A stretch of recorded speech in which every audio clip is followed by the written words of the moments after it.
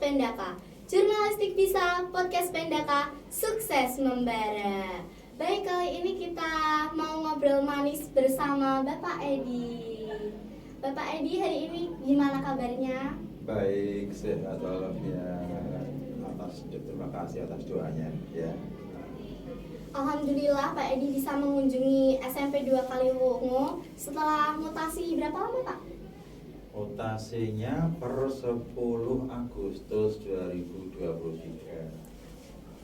Baru belum ada 1 bulan lebih dikit ya. Nah, gitu ya. Perjalanan Bapak menuju SMP 2 Kaliwungu tadi gimana Pak? Lancar?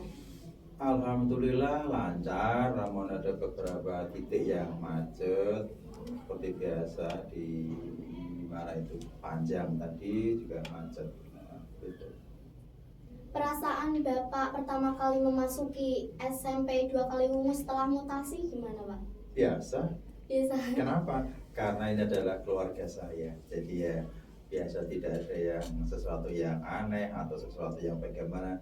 Karena bagaimanapun Pendaka adalah yang membesarkan Pak Edi. Iya. Ya. Bisa dibilang Bapak ini kan yang mendirikan podcast Pendaka ya Pak ya? Ya, dibilang begitu juga bisa, dibilang tidak ya bisa. Karena apa? Karena sebetulnya ide membuat podcast itu sudah lama, terus kebetulan saya dapat SK di sini langsung, istilahnya udah gas gitu ya, langsung didukung oleh teman-teman. Alhamdulillah Pendaka Podcast bisa berdiri dan sampai sekarang masih eksis. Ya. Dulu waktu Bapak hati Bapak apa sih sampai bisa mendirikan podcast ini Pak? Karena begini, Pak Edi menganggap bahwa dengan podcast ini nanti harapannya generasi milenial seperti kalian ini bisa eksis ya. Jadi sekarang kan zamannya era-era era-era digital, era-era medsos, dan semuanya itu harus bisa dilihat, dibaca, didengarkan oleh banyak orang. Maka salah satu media yang Pak Edi anggap itu podcast. Selain itu juga Pak Edi menganggap bahwa podcast ini adalah ajang kalian untuk nanti latihan jadi MC atau jadi broadcaster dan sebagainya. Pokoknya banyak manfaat, banyak hal-hal positif dari podcast ini. Gitu. Langkah-langkah apa yang Bapak lakukan untuk mendirikan podcast ini Pak? Langkah-langkahnya, satu, menyampaikan gagasan ke teman-teman. Saya mau buat podcast, bagaimana kalau ada di sini podcast? Itu ya, teman-teman. Alhamdulillah teman-teman bersinergi. Ayo gitu kan.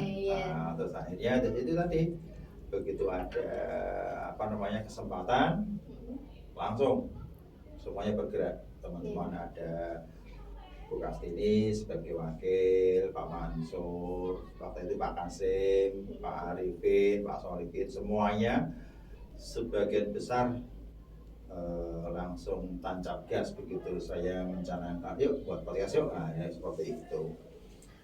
Bapak merasa beban atau bangga mendirikan podcast ini? Wah, ya bangga sekali dong. Tidak ada beban, bangga sekali karena apa? Gini, prinsip Pak Edi itu pokoknya ya prinsip semua ya, yang artinya kesuksesan seorang itu kan dilihat dari apanya, bermanfaatkah dia bagi lingkungannya, bermanfaatkah dia bagi sesamanya, itu sukses. Nah, alhamdulillah podcast ini kok saya lihat semakin berkembang dan kalian kan juga semakin berani kan? Sudah terasa tak berarti? Nah, itu memang harapan kita dulu bahwa itu seperti itu. Di podcast ini tidak hanya sekadar untuk ruangan kosong tertutup podcast, tapi memang benar-benar ada aktivitas yang positif. Nah, seperti itu. Berarti Bapak bangga sekali ya Pak? Bangga sekali ya.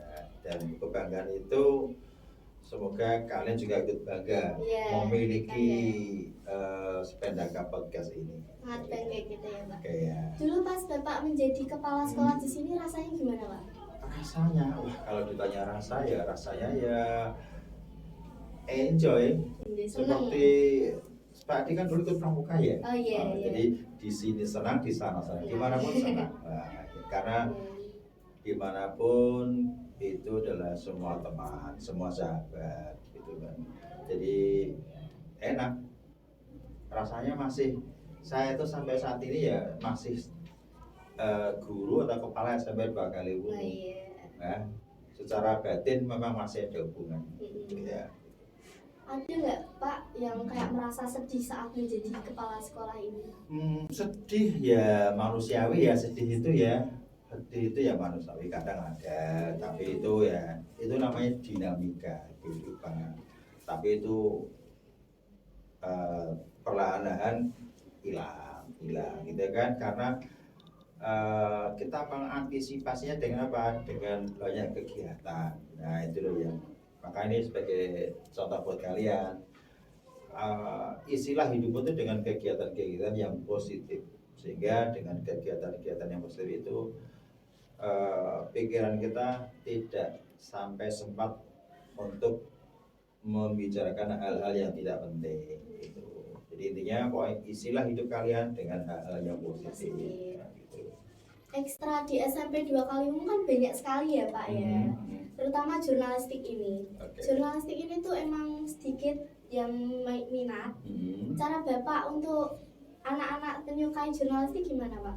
Caranya ya dipromosikan. Caranya gimana? Ya mungkin kalau di ruangan ini ya ajaklah teman-teman kalian sesekali, 2 kali. Yang kedua mungkin kita perlu men-share ya, men-share itu setelah mungkin setelah ini ya di-share. So, lama-lama kan orang tahu loh, sepeda kok hebat ya. Itu Rajman Pak dulu kan teman saya, dulu seperti ini sekarang. Nah gitu. Juga mungkin sering-sering melihat itu tadi. Sekarang kan banyak podcast di mana-mana itu. Ada Deddy Corbuzier, ada siapa lagi, banyak pokoknya. Ya, dengan banyak itu kan mungkin bisa untuk menumbuhkan minat. Asik lah sebetulnya jadi wartawan itu. Kita bisa menggali informasi dari banyak orang dengan cara yang menarik seperti Najwa Shihab, ya kan? Nah, itu kan bagaimana itu dia memancing, bagaimana Deddy Corbuzier menggali informasi dengan pertanyaan-pertanyaan yang bagus sekali ya. Nah, itu harus pintar-pintar nyari pertanyaan, informasi gitu ya Pak ya? Iya, apalagi ketika di sekolah ya, di pelajaran bahasa Indonesia kan, itu kan juga bahasa Inggris itu kan, kalau mau menggali pertanyaan kan Bapak Guru sering mengatakan dulu pakai adik Simba kuncinya. Adik Simba apa, di mana, siapa. Kalau di dalam bahasa Inggris ya 5W 1H, what, where, when dan sebagainya itu memang dari situ sumbernya. Kalau menggali pertanyaan ya dari situ.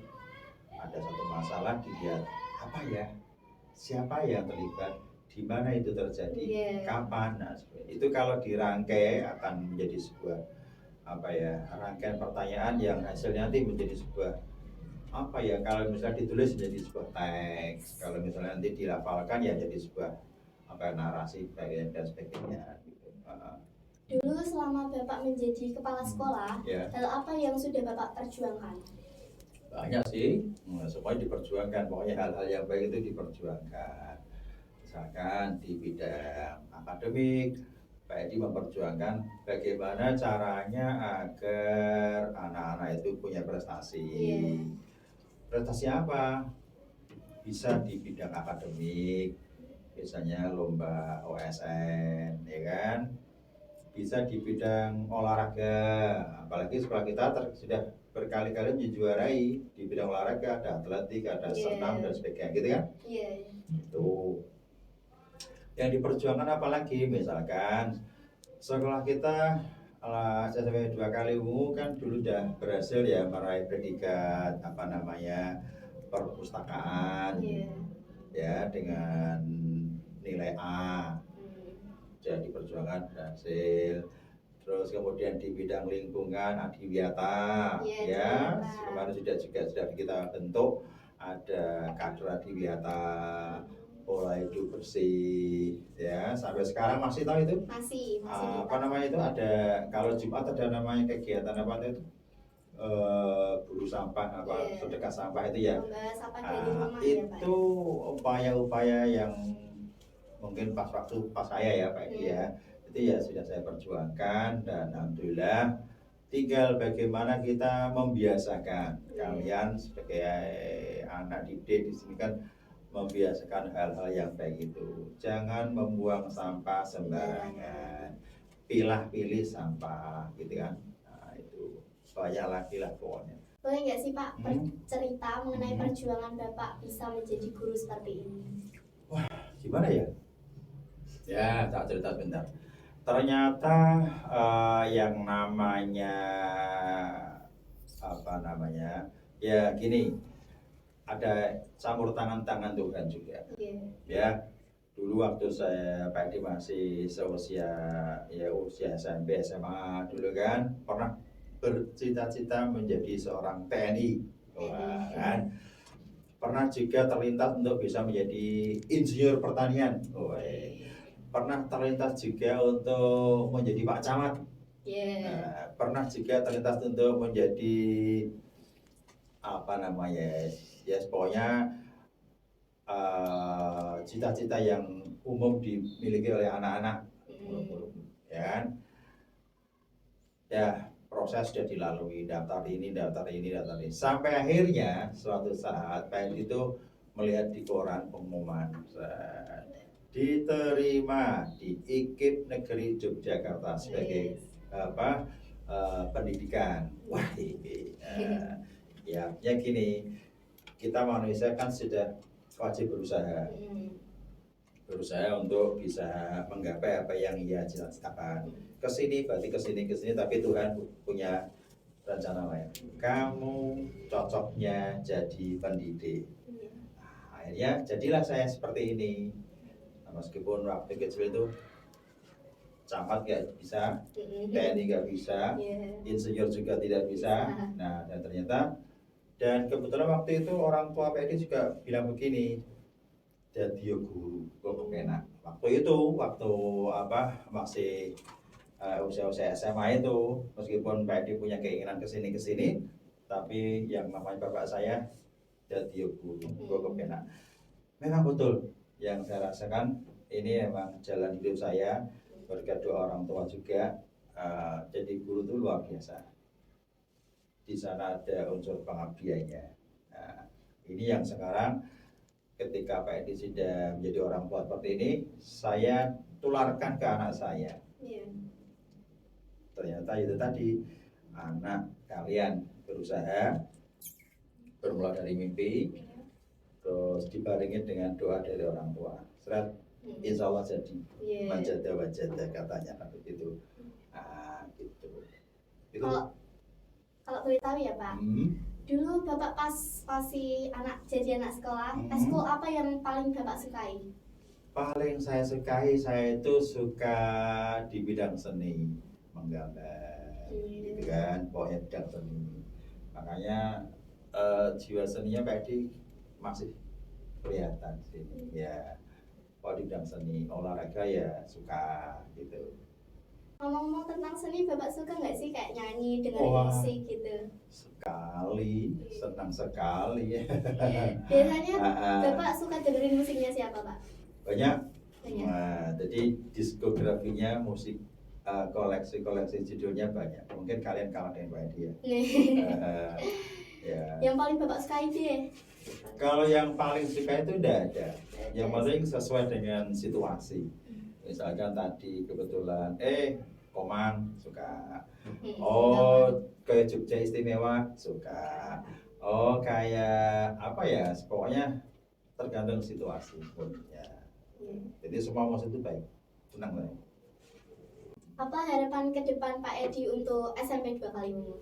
Harapannya teruslah berkembang, teruslah berprestasi, karena Pak Edi sendiri dulu juga yang salah satu yang mau mencetuskan itu kan santri, tagline kita santri, santun dan berprestasi. Teruslah santun itu dipupuk, santun itu sudah menjadi pakaian kita sehari-hari. Terus dilengkapi dengan prestasi, itu luar biasa kan. Kalau kalian sudah sopan santunnya terjaga, prestasinya juga punya, luar biasa pokoknya. Nah, gitu. Kalau pesan dan kesannya untuk murid-murid yang menonton dan tim jurnalistik gimana Pak? Pesan saya ya gampang pokoknya, sederhana kok. Satu, jangan malas. Ya, jangan malas. Yang kedua, hormati orang tua. Ya, guru. Guru kan orang tuamu juga. Nah, gitu kan. Terus berdoa. Yang terakhir, tawakal. Apapun hasilnya, Allah yang menentukan. Yang penting kan kita berusaha dulu. Berusaha. Jangan begini, alah nanti gini jangan gitu. Jadi yakinkan bahwa dirimu itu sudah punya sesuatu yang ingin kamu gapai, kejar terus, minta doa orang tua, kamu berdoa, sudah. Perkara besok mau jadi apa, itu nomor sekian. Yang penting kamu sudah berusaha sebaik mungkin, semaksimal mungkin. Usaha lahir tadi sudah, usaha batinnya berdoa, berbuat baik. Tambah satu lagi sebetulnya, perbanyak teman. Perbanyak teman, hubungan relasi, gitu ya, seperti itu. Insya Allah nanti apa yang menjadi harapan kalian untuk menjadi anak yang menjadi dambaan orang tua itu benar-benar bisa terwujud, gitu. Jadi pesan dan kesannya Pak Edi ini harus ditetapkan ya Pak, diterapkan di diri. Iya, dimulai dari diri sendiri, mulai sekarang. Gitu. Harus diterapkan ya teman-teman. Baik, sepertinya sampai di sini saya dan Pak Edi ngobrol manis di podcast Pendaka. Saya dan Pak Edi pamit mengundurkan diri. Jangan lupa subscribe channel YouTube SMP 2 Kaliwungu dan follow akun sosmed lainnya di SMP 2 Kaliwungu. Saya dan Pak Edi pamit mengundurkan diri. Jurnalistik bisa, podcast Pendaka, sukses membara. Boleh sekali lagi Pak ngomong jurnalistik. Jurnalistik bisa, podcast Pendaka, sukses membara. Oke, ya itu tadi pokoknya harap terakhir. Semoga Pendaka podcast ini bisa semakin berkibar eksis gitu ya, dan punya manfaat untuk lingkungan sekitar. Ya, terima kasih ya. Mohon maaf jika ada kata-kata yang kurang berkenan. Ya.